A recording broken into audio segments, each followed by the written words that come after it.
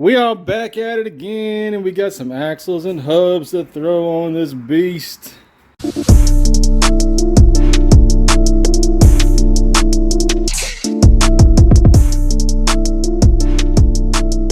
So here's my collection of parts I'm about to throw on this car. It's obviously got one of the wheel hubs that has gone out. I suspect it's the right, but we'll find out when we get it off. There's the wheel hubs. Got them from Detroit Axle. There's the part number. They are identical on both sides. This is for a 2002 Buick Regal. Right there. Next we got some CV axles, and they are not identical. You will have the driver's side 150_AX, and then you'll have the passenger side 113A_AX. Here's a look at the driver's side, and this is what makes it different. So over here, it's the same. It's all the same until you get down to where the shaft connects. This is a female spline driver's side. And this is the passenger. Obviously, it's still the same down here, all the way till you get down over here. It's a male version, male spline. And it's got a little retaining clip on the end of it. Now, if you're going to change out your axles, you might as well change out the seals. Man, I went everywhere. AutoZone, O'Reilly's. That's about all they got out here. Them and ABC. You've never heard of ABC Auto Parts. They're right next to EFG. It's some kind of auto parts they got out here in the country, whatever. But they actually had the seals. No one else had them. And they're both different. These are the part numbers from National Oil Seal. This one that's numbered right there looks like this.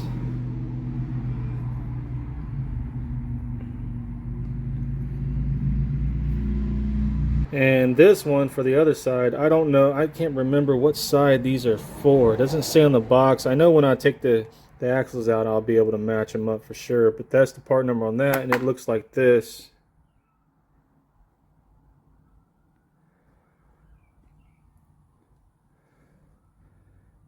These seals were the hardest thing to find here locally. All the other stuff I got on, what was it, Amazon? Yeah, I bought those two hubs and these two axles off of Amazon. I think I paid $222, something like that. I also got a little tube of anti-seize. Now everyone online is saying the axle nut is down here at the end of the spline is a 35. Now the nut that comes on those Detroit axles are a 33. So I'm curious to find out what size it is over there. Did they put a smaller one and that one's bigger, or is that one a 33? I don't know. So I went to O'Reilly's and rented this for 120 bucks. They give you the money back, but it's got a 27, you know, everything you need. It's got a 33, it's got a 35, so we're going to find out. So come along for a ride, and let's start ripping off some wheels and yanking out some axles. Well, everybody on YouTube was right. 35 millimeter. Now you can reuse those nuts, or you can go to a 33.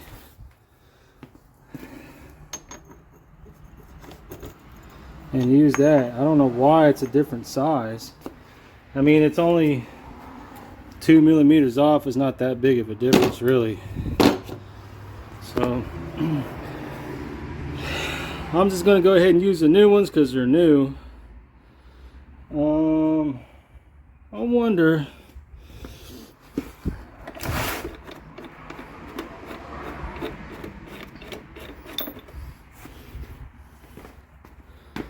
Yeah, they'll thread on, even though we're not using that axle. It's the same thread, same size. It's just that these are a 33 and those are a 35. The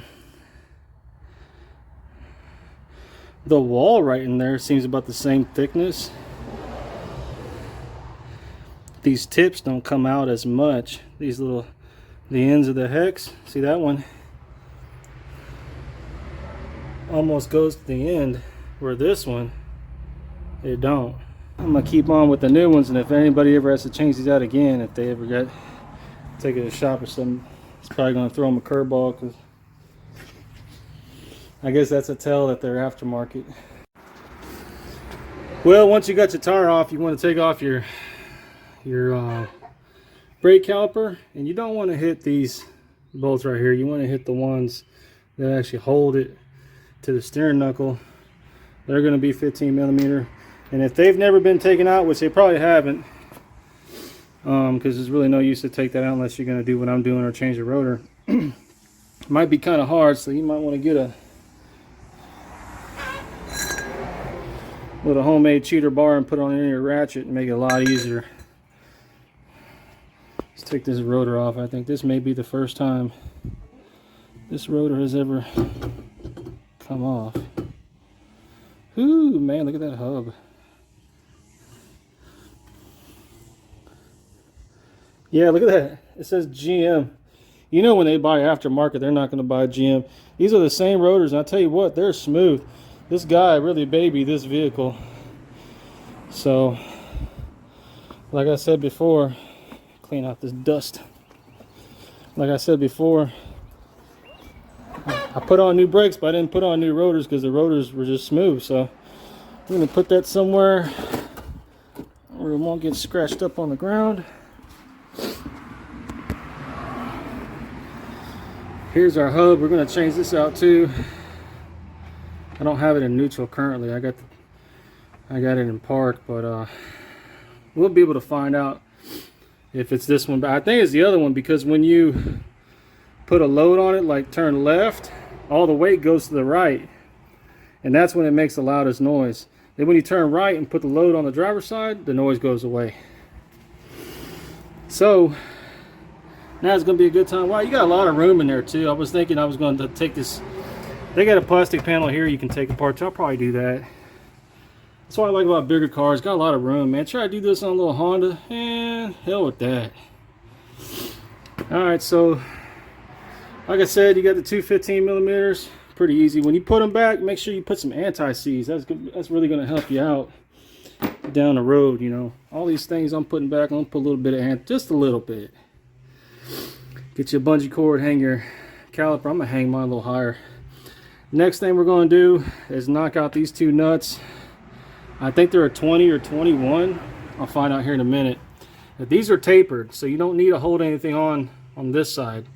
You just got to break these nuts free, take them off, and then screw them out just enough. Well, there's no thread here on the ends.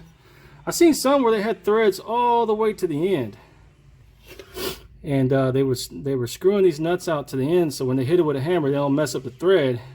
They just hit the top of the nut. But here we don't have any threads on either one, so that's good. Okay, so we can hammer those without even putting a nut on them. All right, I got one bolt out. I'm leaving one bolt in for now. These nuts are a 21, and you will need a deep socket. Shallow will not go all the way, or just a box end wrench. You got plenty of room in here to turn it. They really weren't on that. I mean, they were on snug, but they weren't like, oh shit, you know, you're really struggling. It wasn't like that. So I'm leaving that one in, because what I'm going to do now, I'm going to bust this big nut. It's a 35. We know that already. Then after that, we're going to take a punch and a hammer and make sure this axle's loose right in here. Almost got it off. I just wanted to show you halfway. Some people are like, oh, if this thing spins, put a bar in here and let it hit the ground. Man, just put it in park. It ain't gonna move if it's in park. You're not gonna break that axle. But one thing I want to take a look at is while I'm turning it right here in my hands, let's compare this now with the new one.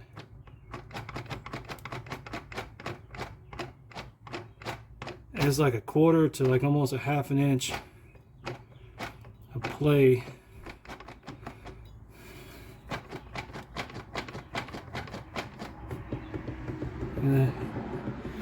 Now I know it's supposed to move like that. I just think it's out of grease or whatever. It's just old. The boots are still good. I think it's leaking up there. Let me get this nut off the rest of the way. All right, we got it off. And I really don't need a punch because I'm not going to be reusing this. but you can see I've already hit it. See how it moved like that? That's what you want to see. Now you know it's broken free. It's not seized in there. If it is, hitting it with a hammer will do. Now if you're going to reuse these axles, you may want to, I mean, you can hit it straight on and you won't hit a thread. It's up to you. They put a little dimple in there so you can put a punch and knock it.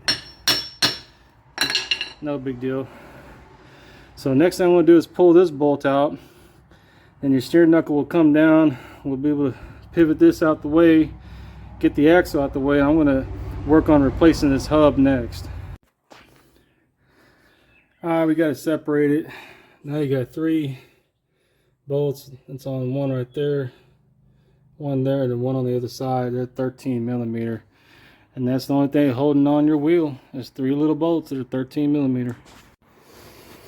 All right, in order to get to the other bolts on the back side of this hub, we're gonna have to disconnect the steering linkage.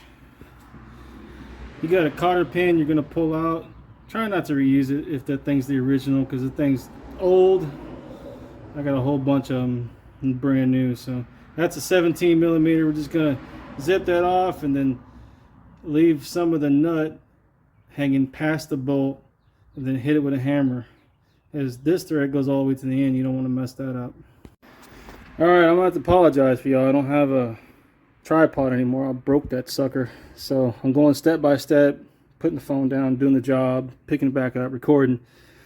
So what happened here is this will compress, and you get here and hold it here and push it and compress. And while you're doing that with that hand, take your other hand and pull this one, try to get it apart, and that's pretty much how it happened. Pretty easy. So now I can get that bolt and that one. Yeah, they are I know I mentioned it before, 13 millimeter. All right, we got the 3 bolts off to hold the hub. That's the only thing. That's the only 3 bolts to hold on your wheel. Ain't that some shit? They got a 5 lug, but here they got 3 bolts holding on. That don't make no sense. All right.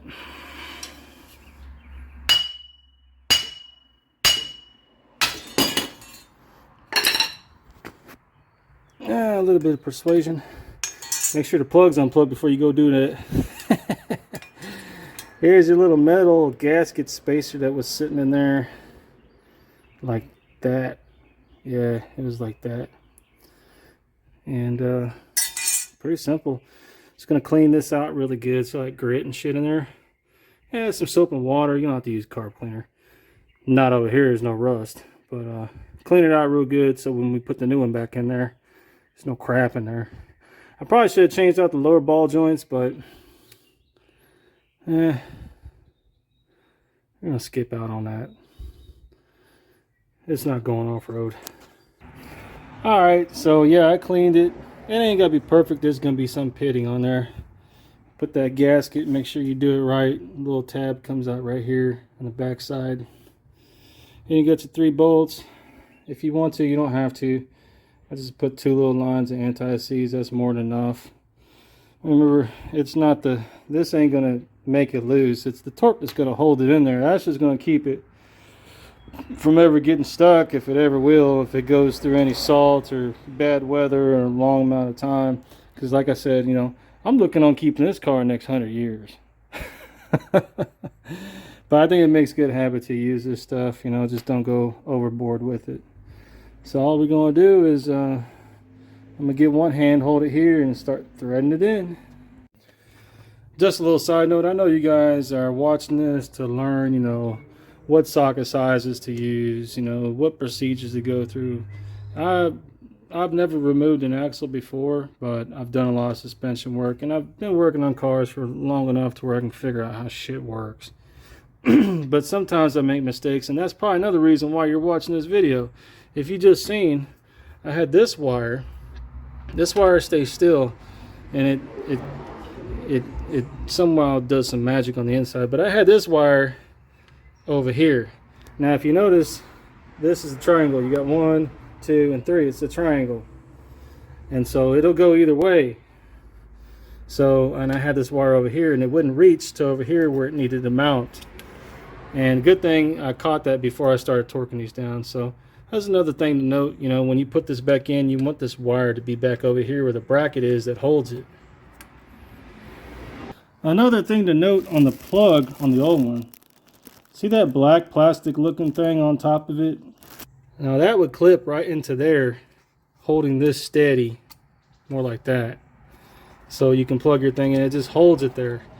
Now they're actually nice enough to give you one, a brand new one. And how it attaches is, it takes that little plastic tab right there and slides into the plug. Well, what they got slid into the plug right now is a metal clip. Now they're nice enough to even give you this if you want to use it. I mean, they didn't have to do that. Just to say, hey, we put a metal one on there that's going to be 1,000,000 times stronger. But if you want this shit, here you are. So, not using that one. I'm going to use the metal one that Detroit Axle put on there. And I think I kind of figured out how I can get it to work. You just kind of, it's kind of like a money clip. Let's see. Kind of like that. And it snaps. Oh yeah, and it stays on there. It can slide around however you want it. Yeah, I'll use that instead. That's way better.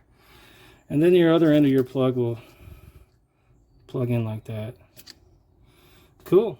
Thanks, Detroit Axle. Alright, I got my hub on there. I need to slide the axle off. This is probably the part, I had to go get a light anyway, so this is probably the part that everyone's been anticipating. I know I have, because I see the guy with the little mini crowbar, and he pops it out, you know. And so this thing just feels like a freaking slinky. I mean, look at this. The one over there don't feel like that at all, so I'm definitely giving this thing an upgrade. I freak out getting under cars that are lifted. I mean, I got a good jack. It's on a jack there. I got an extra jack there. Yeah, if this thing falls on me, guys, just call 911 for me, okay? That's all I'm saying. That's all I'm saying. You can see all that white looking crap. That definitely is bearing grease from in here. I know that. I know what that looks like. If you see any kind of white splattering, you shouldn't see anything. Let's see. It's wet back here. Oh yeah, look at that. Yeah. No bueno. 23 years old. I don't know how I'm gonna get in there with a pry bar.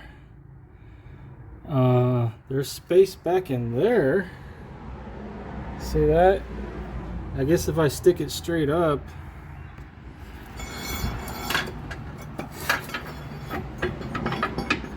But it don't want to go. Right? That's kind of weird. That's a fail. Maybe from just right here. Kind of pry it like that. Let me put this camera down and do it with two hands and see if I can figure this out. Alright, so here's where I'm at. I was yanking it so hard I yanked the whole axle out. Where's it at? Right here. Nasty looking. Anyways, Lenny from 1A Auto made it look so easy. That's because it was on a Buick LeSabre. And on the LeSabre you got more room. You got a wider body. You can't get up in there. I mean, yeah, you really can't get up in there. There's not a lot of... See, it looks like you got room here, but the metal kind of goes down. It's open right here at the top, and then it goes out like that. So it blocks it. So what I'm thinking is, I'm going to get a strap around there, around the neck of it. This is what it is right here. This is the same one. On the inside, I believe there's a clip that's holding it. Well, I'm going to get a strap around the base right here. Alright, I'm going to have a strap right there. Pull tight this way. Okay, stay with me now. Be around the neck of it, pull tight this way, and there's a hole right here. And I can tie a knot or a loop in the strap and go like that. That way I'm essentially pulling it straight out, and I'm using leverage right here. Hell, if I had something mounted right here that was sturdy enough, I can put a ratchet strap on there and just pop it right off. But that's what we're going to go for right now, because there's no room. You can't get it from up top either. I tried doing this number right here up under the sway bar. See that? It's up under the sway bar. See, it's gonna go right in. Boom, right where you need it, right? And give it a good kick. Nothing, because it's like, I don't know, I think it's too much at an angle or something. So we're gonna try pulling it out or getting the bar and going like that in one of these holes. Let's do that. Now you can write home to your buddy about this one. So I wrapped it around and tightened it and put it through that little loop. So now when I'm pulling, it's pulling directly from the center, not just from the bottom. It's pulling evenly. So I can either give it a couple yanks out this way, or I can even hook up a ratchet strap to like this. I think. Yeah, if I put the steering arm on it, it's not going to move anymore. It's not going to go in. Let me try that. Let's put a little ratchet strap on there, and we'll just pop it off that way. Man, if I ain't a hobbyist mechanic, I don't know who is. This is some MacGyver stuff right here. So like I said, I got it wrapped around down there. It's pulled tight to this ratchet. The end of this ratchet goes all the way around, goes down and hooks on the arm. This ain't even bolted in. I might as well put the nut on the bottom of this just in case it pulls it really hard. And I think all we got to do is ratchet this sucker. So let's see. Watch it fly out, hit me in the face. Oh, yeah, watch out for that kind of stuff.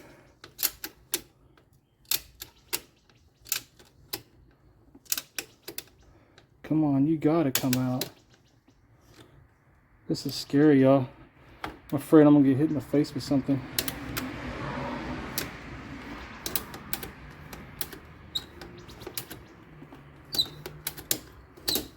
I'm having difficulty with my ratchet. Let me rewound this cloth. Let's give it another try. The problem is I ain't got a bolt through there. Let me put a bolt through there. All right, take 3. We got some leverage now. I got a bolt through there. I got the nut on here. I got a 2x4 back here because when you start cranking, it wants to move this whole strut that way, and the 2x4 stops it. So now I'm starting to feel some tension. Strut ain't moving. Steering knuckle ain't moving. Something's got to move, right? So let's see. Come on, baby.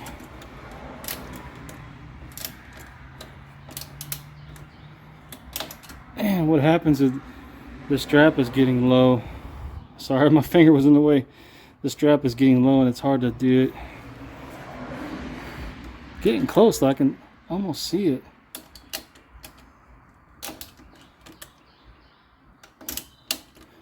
Man, that little clip is really holding that sucker in there. And it don't really need to be either, because the rest of the suspension holds it in. It's got to come out, right? Because I'm pulling it straight out.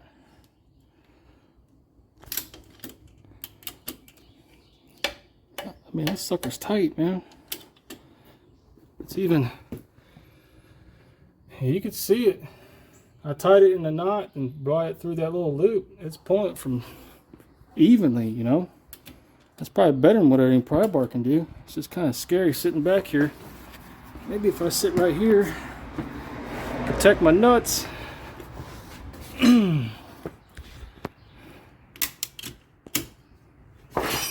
Ah.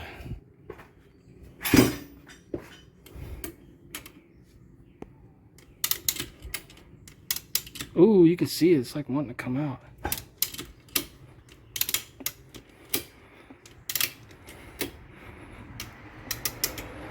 Man, it's like it's lifting, but it's not snapping out. I'm curious if I put it in neutral. Let me try that real quick. If I put it in neutral just to see if that'll help. Maybe a little bit of turning will help it ease its way out. It's kind of scary, man, because the thing's going to come out eventually. It's going to be like a bullet.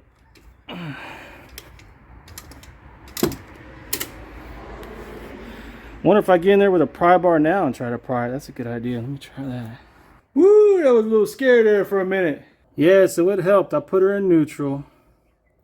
And there was enough tension on there to where I was almost starting to break the actual handle. And what I was doing, once it was in neutral, I took this right here and started going pop, pop, pop, pop, pop, pop, pop, pop. And it was like turning very slowly. Every time I hit it, it would turn. You know, you keep turning clockwise until eventually I was going pop, pop, pop, pop. And it just goes pow, and blasted off. And I was like, holy crap, am I alive? Yeah, man, I got it off. I'm telling you, that guy Lenny from 1A Auto, man, he chose the LeSabre for a reason. I know you ain't doing no Regal with the damn crowbar up under there. Man, you got no room, bro. So yeah, you're gonna have to get this strap. Yeah. All right. There's the seal. We're gonna replace the seal, and first we're gonna do some cleaning around here. Look at it, it's kind of gritty and shit. Yeah, we're gonna do that. Then we're gonna pop the seal, and I'll bring you in after that. All right, we got the seal out. You just gotta kind of chew at it. You're gonna need some needle nose vice grips. When you finally get a hold of it real good like that, just go back in and out like that. It's funny because when you start to peel at it and you're pulling and pulling, it don't go. But just push it back in and pull it out. If that don't work, do it again, back and forth, back, and then it'll just slide right out real easy. Got a little bit of scratching right there on the right, but nothing concerning on the aluminum. Just gotta be careful, you know, be real careful on that aluminum. What can I say? I think they use some kind of slide hammer or something with some jaws that go in there, and I don't know how they get that out without scratching it. You're gonna scratch the aluminum case a little bit. It's not a big deal. So I'm gonna clean it up, put the seal. I need to get this shit done so I can go to the other side and do it. All right, a little pad like this works really good. It's for scrubbing. I sprayed some carb cleaner all around, even around this edge right here, and the face of it. Or you can just get a little bit of transmission fluid on there. Anything that makes it wet, makes it glide a little better, and you can scrub it really good, like I done.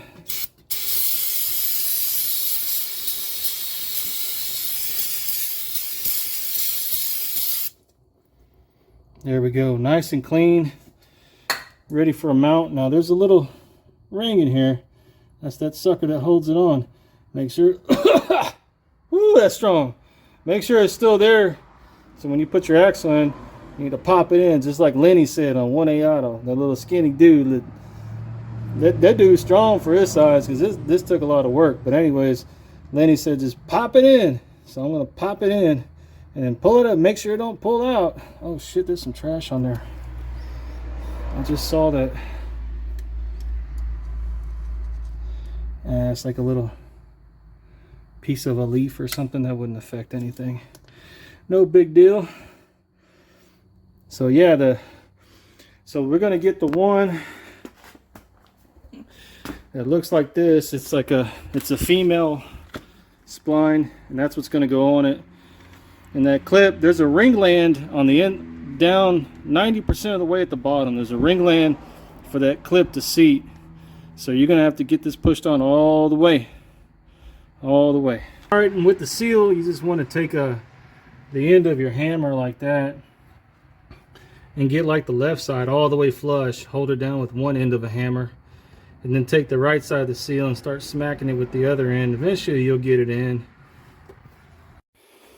All right, got it all put back together except for the road and the brakes. I'm not going to show you that. That's just super easy. We've been there, done that probably a million times already. So I like to go over everything that I took apart before I say I'm done. And let's start with the axle. So we clipped it in after we put the seal. The seal was flush. Okay, we put the CV axle in. You heard it click. Now, like Lenny from 1A Auto, he said, give it a nice tug if it don't pull out. Look, well, look, if you give it a nice little tug, what's going to happen is there's this cramp right here. And what you're going to do with your new CV axle is give it a tug and go, oh, shit. And you're going to separate that sucker. So don't do that. I mean, tug it, but you need to grab hold of it right there in the back. See, right in here.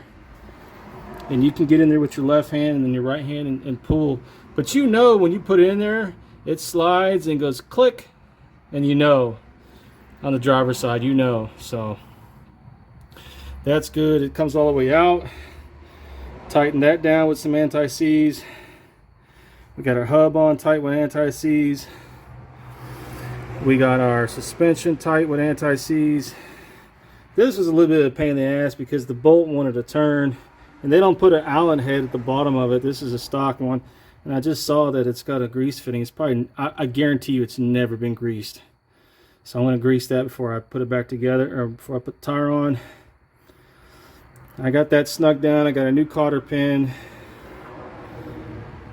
I got the ABS sensor here. It's clipped in. Man, we're good. I don't see anything else. We just got the brake hanging right there above my head, and we're going to put the rotor on, slide the brake on. First, I need to get a C-clamp and push that that brake cylinder. That was called, right? Brake cylinder. I need to press that in some. That way I can get the pads over the rotor. And we're going to call it good on this side. Now we got to go do the other side. Alright, so we pretty much got it all buttoned up. We just got to put the wheels on. I went ahead and put some anti-seize on there too, just a little bit. Help it out. Went ahead and greased my grease fitting. If this hasn't been greased in a long time, you want to take a flat blade screwdriver and just poke it in that little hole, make sure it moves up and down. And that could help, because sometimes they get seized and then you're like, what's going on? All the grease is going everywhere. When you start to see this slightly getting plump, stop. You don't need to go anymore, because you're just going to waste it. These damn June bugs, dude. It's April. Crazy. Anyways, just double checking, make sure my plug is all together. Everything's good. I can't believe these are the 23-year-old original rotors. They're smooth. There's slight, you know, you can barely feel some lines. Barely. This side I can't feel any. This side, not bad, man. That guy really took care of this thing. Got anti-seize on that. You can see that. That's cool. Keep it from getting rusty, because that will get rusty. We're good, man. We're good on this side. I'll bring you in on the other side if I see anything different. I'm pretty sure it's going to be, obviously that's going to be different on how we pull it out. It's a different part. It's not a female spline, it's a male spline. So I think that might be, I'm sure there'll be something else. But also another thing you want to do is before you put the tire in, get under there and wipe all the transmission fluid off real clean and real dry. Just in case this thing decides, maybe you put the seal on wrong, or maybe the seal's defective. You never know. Because if you leave drippings now, you're going to think it's leaking later. But if you dry it now and it stays dry, then you know you did your job right. So I'm going to put this tire on and we'll get on over to the other side. Also wanted to let you know, I did acquire these wheels from a 2019 Chevy Equinox. They do match up. They do fit up to the bolt pattern on these Regals, Centuries, the Sabres, pretty much anything that's got a 3.8, a 3800. One of those guys. And anything that's got that pretty much will bolt up. It's a 5-on, 115 millimeter, 70.3 center bore. That's on the inside. This side's smaller. And the center caps were Chevy, but they didn't come with the wheel. I got the center caps off of a 2013 LaCrosse. So just to let you know, these are 225 50 18. So it's a nice upgrade to the 16s that were on there. They fit perfectly. They give you some more room actually if you wanted to put bigger brakes in the front. You GS guys that may be watching this, if you can find some rotors maybe off of a pickup truck and the calipers at a junkyard, that's all you need is the rotors and the calipers, or just size them up. You know, this spacing back in here needs to be the same too, I would imagine, so it doesn't hit the inside of the wheel. I don't know. I'm just saying, if there's any of y'all out there that have done that, man, I would sure like to know. That'd be a pretty cool upgrade too, with some bigger brakes. I mean, I can go out another 1.5 inches easy and not hit the wheel. Alright, so we're up here on the passenger side. Why is that light flickering? That's annoying. Hold on a second. Alright. So you do have a lot of room to get up on there with a like a little mini crowbar like this guy, but the problem is it's round, so you're always slipping off. If you had something that was like a big fork, it may be, I bet you it makes some, you probably like ratchet it, and as you ratchet, there's probably like another one here and it just opens it and pops it out. They probably got some tool like that. I don't know, I'm just guessing, but we're gonna go ahead and do this like I did on the driver's side. I got it tied in a knot, got the lip coming through, it's pulling straight from the center, so it's not cocked at an angle giving it a hard time. I got this bolt put back in finger tight, one here finger tight, well, not finger tight, just through, and a 2x4 up here because this one want to go that way. And so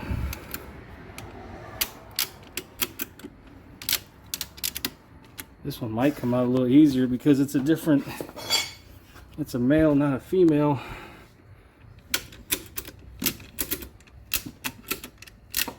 But it's got to go, because that's the only thing that I can move now, because everything is bolted in pretty tight. Just got to be careful. The oil filter is there. Damn, that scared me. The light fell down. I thought the damn thing popped. You got to be careful, man.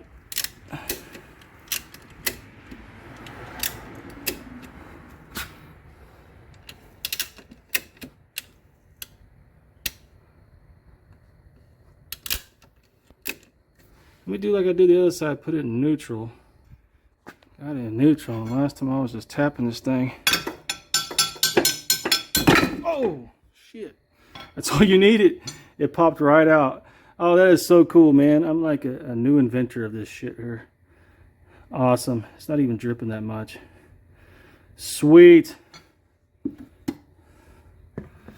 Now I just got to change that seal out.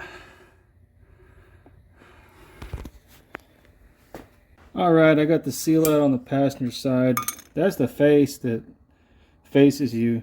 You're going to try grabbing that, and it's going to pull out by itself. Then it's going to have that holds on the rubber on the silicone gasket. And you're going to have this sucker left in there. So what you're going to want to do, I use these big vice grips right here. And if I can demonstrate with the pliers, because they're a little bit smaller. Don't let it deter you. And what you're going to do is grab just the edge of it, like while it's set in there. The edge of it with your vice grip, and the other side you'll get plenty of real estate on the inside. So on that bottom side there, grab the very lip with your vice grips and cinch it, and then twist, and it'll start to, I started right here, it'll start to deform it and go that way, and I worked my way up till I got about right here, and then it just popped out. And that's what it looks like with the seal out. There's a little bit of scratching right there. I mean, shit's gonna happen. Just try not to get it really deep, you know. But it's pretty simple. Let's see the new part. It's gonna look like that. It just sets in there like that. And this one could be a little bit more tricky from what I'm seeing. When you press it in, you probably don't want to hit this raised edge. You probably don't want to hit that. I'm thinking you want to hit this outer edge just by looking, because if you hit that hard enough, because like I said, it did come apart. That sat in there like that. You might push that silicone gasket out by hitting this part with the holes in it, so you don't want to tap it in. Like I said, I was using a piece of wood, something soft. If you got a rubber mallet, it's kind of hard to get in there with the rubber mallet. It's like you got to go long ways like that and tap it. But because swinging a mallet, look, this is my hand right here. I can't even, I'm still a foot away from it. I can't swing at it. Or put a, if you got a buddy with you, you can hold a 2x4 on that edge and somebody whack the edge of the 2x4. But just take your time. Make sure, if anything, make sure you take your time, do it right, and that this edge right here matches up flush all the way around perfectly with the aluminum case that it's seated on. And if you got that, you're good to go to the next step. Alright, so we got the seal put back in place. Basically what I did is I found this long piece of wood. It's probably about a yard. And I put it right on the lip. First you want to, I'll put a little bit of transmission fluid around the edge that makes contact, just to make it a little slippery. Ain't gonna hurt. And you want to set it in there even. Not cocked to one side or anything, even. And then I put this right over the top. Now I said not to hit it here, but this is what I did. I put it right over the top like that. And then I gave it like 2 light thumps just to set it in place. Nothing too hard or abrupt to knock that, you know, knock it around. And then once that happened, I went to the edge, tap, tap, this edge, tap, tap, tap, tap, tap, tap, back and forth, back and forth. And then once you feel that it's in really good, you go around with your fingernail and feel if there's any gap. There's no gap. It's set in all the way, and it's set. It's ready to go. It's ready for axle. It's ready for axle installation. So before that, I want to show you. That's the color of the grease that's in there. I don't remember CV axle grease being army green. I know it's supposed to be like white, like Vaseline. Vaseline's a little clear, but it's supposed to be white. I don't know if this is supposed to be that color. I'm thinking maybe dirt, maybe a little bit of water got caught in there. Definitely little tiny metal particles that turn into powder. And that's what wears out these ball bearings. They're rubbing up and down inside here. So yeah, it's pretty nasty stuff. All right, it's the next morning heading into work, and man, what a difference. So it took me about 6 hours to do the both axles and the 2 hubs and the seals. I did pretty much take my time. I didn't want to mess nothing up. You know, I wasn't getting paid by the hour or by the job, so kind of took my time and tried to do it as best I could. It turned out really good. It was real simple to change out the parts, and here we are the next day in the test drive on the way into work, and I can tell a difference right away. First thing is, it's really quiet in here. Other than the little bit of road noise and a little bit of wind noise, it's super quiet. Those bearings were making a lot of noise, and they were just pretty much getting on my nerves. Second of all, the vibrations are way down. I mean, there's 0 vibrations. Those hubs were vibrating. You can feel it in the accelerator pedal. You can feel it in the brake pedal. So those hubs really needed to be changed. And I can also tell in the CV axles when the car, as we're going down the road, hits swoops like that, that the car doesn't vibrate. And I knew that right from the get-go that was a CV axle. That was actually something that was going on from the beginning when I bought the car, and that was actually happening before the hubs started humming really, really loud. So I know that all just wasn't the hubs. It was actually CV axles as well. So that pretty much concludes the vehicle. Smash that like button, subscribe, stay tuned for more Buick Regal stuff. We got some other stuff coming in the near future. We're gonna put some bigger, better ignition coils, ignition wires, and spark plugs. That's really the only other thing I need to do that's worth making a video for. So I hope you guys enjoyed. See you in the next one.